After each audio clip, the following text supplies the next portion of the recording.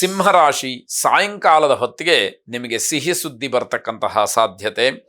ನಾಳೆಯ ವಿಚಾರಗಳನ್ನು ಅಥವಾ ನಾಳೆಯ ಯೋಚನೆಗಳನ್ನೆಲ್ಲ ಬಿಟ್ಟು ಸಂತೋಷವಾಗಿ ಇರತಕ್ಕಂತಹ ಸಮಯ. ಮಾನಸಿಕವಾಗಿ ನೀವು ದೃಢವಾಗಿರ್ತೀರಿ. ನಿಮ್ಮ ಒತ್ತಡವನ್ನು ನೀವು ಸರಿಯಾಗಿ ನಿಮ್ಮ ಅಂಕುಶದಲ್ಲಿ ಇಟ್ಟುಕೊಳ್ಬೇಕು. ಇಲ್ಲದೇ ಇದ್ದರೆ ನಿಮ್ಮ ಒತ್ತಡದ ಅಧೀನದಿಂದ ನೀವು ಬಲಹೀನರಾಗ್ಬಿಡ್ತೀರಿ. ಅಷ್ಟು ಒತ್ತಡಗಳು ನಿಮ್ಮನ್ನು ಕಾಡುವಂಥದ್ದಾಗತ್ತೆ.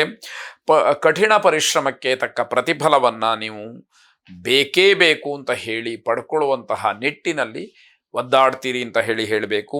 ನಿಮ್ಮ ಕೋಪ, ಒತ್ತಡ ಇದು ಯಾವುದನ್ನು ಕೂಡ ಬೇರೆಯವರ ಮೇಲೆ ಹಾಕಬೇಡಿ. ಅದು ವಿಕೋಪಕ್ಕೆ ತಿರುಗುವಂಥದ್ದಾಗತ್ತೆ. ಕಾರ್ಯದೊತ್ತಡದಿಂದ ತುಂಬ ದೈಹಿಕವಾದಂತಹ ಆಯಾಸವಾಗತ್ತೆ. ಇದು ಸ್ವಾಭಾವಿಕವಾಗಿ ವಿಶ್ರಾಂತಿಯನ್ನು ಅಪೇಕ್ಷೆ ಪಡ್ತಕ್ಕಂಥದ್ದು. ಶ್ರೀರುದ್ರನನ್ನು ಪ್ರಾರ್ಥನೆ ಮಾಡಿ. ಶುಭವಾಗಿ. ಕನ್ಯಾ ರಾಶಿ, ಭೂಮಿಗೆ, ಆಸ್ತಿಗೆ, ಪಿತ್ರಾರ್ಜಿತಕ್ಕೆ ಸಂಬಂಧಪಟ್ಟಂತಹ ಮಾತುಕತೆ ಮನೆಯಲ್ಲಿ ನಡೆಯಬಹುದು. ಆದರೆ ಇನ್ನೇನು ತೀರ್ಮಾನ ಆಗಿಬಿಡ್ತೇನೋ ಅನ್ನುವಷ್ಟರ ಮಟ್ಟಿಗೆ ಮಾತುಕತೆ ನಡೆಯುತ್ತೆ, ಮತ್ತೆ ಯಥಾ ಪ್ರಕಾರ ಹಿಂದಿನ ಹಾಗೆ ಉಳ್ಕೊಂಡ್ಬಿಡುತ್ತೆ ಎನ್ನುವಂತಹದ ಅರ್ಥ. ಭಾವನೆಗಳ ಆಧಾರದ ಮೇಲೆ ಕಾರ್ಯಕ್ಷೇತ್ರದಲ್ಲಿ ಯಾವುದೇ ತೀರ್ಮಾನಗಳನ್ನು ಮಾಡಬೇಡಿ. ಕೇವಲ ಭಾವುಕರಾಗ್ತಕ್ಕಂಥದ್ದನ್ನು ಬಿಟ್ಟರೆ ಅಲ್ಲಿ ಯಾವ ವ್ಯವಹಾರಗಳು ಕೂಡ ನಡೆದೇ ಇರತಕ್ಕಂಥದ್ದು. ದಾಂಪತ್ಯದಲ್ಲಿ ಸ್ವಲ್ಪ ಮಟ್ಟಿಗೆ ಹೊಂದಾಣಿಕೆ ಆಗುವಂತಹ ಸೂಚನೆಗಳಿದೆ. ಆದರೆ ಪರಿಪೂರ್ಣವಾಗಿ ಆಯಿತು ಅನ್ನುವಂತಹ ಒಂದು ಭ್ರಮೆ ಬೇಡ ಅಂತಲೇ ಅರ್ಥ.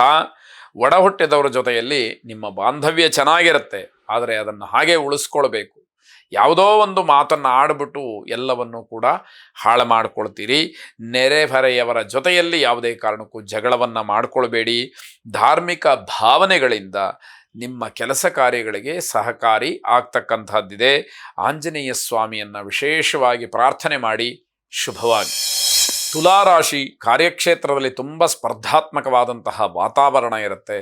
ಆದರೆ ಭಗವದ್ ಅನುಗ್ರಹದಿಂದ ಎಲ್ಲವನ್ನ ಜಯಿಸಿ ಅದರಿಂದ ಹೊರಬರ್ತಕ್ಕಂಥದ್ದು, ನಿಮ್ಮ ಶಕ್ತಿ ಸಾಮರ್ಥ್ಯವನ್ನು ಅಲ್ಲಿ ತೋರಿಸ್ತಕ್ಕಂಥದ್ದು, ಆ ಒಂದು ಯೋಗ, ಆ ಸಾಮರ್ಥ್ಯ ನಿಮಗೆ ಇರ್ತಕ್ಕಂಥದ್ದಾಗುತ್ತೆ.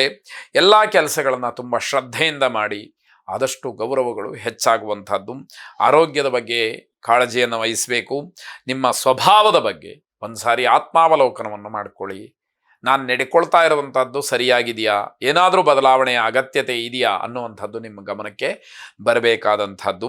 ನಿಮ್ಮ ಜೀವನದಲ್ಲಿ ಏನಾದರೂ ತಪ್ಪು ನಡೆದಿದ್ದರೆ ಅಗತ್ಯವಾಗಿ ಅದನ್ನು ಇವತ್ತು ಸರಿಪಡಿಸ್ಕೊಳ್ಳಿ. ಮುಂದಕ್ಕೆ ಅಂತಹ ತಪ್ಪುಗಳು ಮರುಕಳಿಸಬಾರದು ಅಂತಕ್ಕಂಥದ್ದು. ಮಕ್ಕಳಿಗೆ ಯಶಸ್ಸಿದೆ. ಶಿಕ್ಷಣ ಕ್ಷೇತ್ರದಲ್ಲಿ ತುಂಬ ಪರಿಶ್ರಮದಿಂದ ಮುಂದುವರಿಬೇಕಾದಂಥದ್ದು ಮುಖ್ಯವಾಗುತ್ತೆ. ಶ್ರೀಮಾತ್ರೇ ನಮಃ ಎಂಬುದಾಗಿ ದೇವಿಯನ್ನು ಪ್ರಾರ್ಥನೆ ಮಾಡಿ. ಈ ಮಂತ್ರವನ್ನು ಹೇಳ್ಕೊಳ್ಳಿಕ್ಕೆ ಬರದೇ ಇರುವಂಥವರು ದೇವಿಯನ್ನು ಮನಸ್ಸಿನಲ್ಲಿ ಪ್ರಾರ್ಥನೆ ಮಾಡಿ. ಶುಭವಾಗಿ.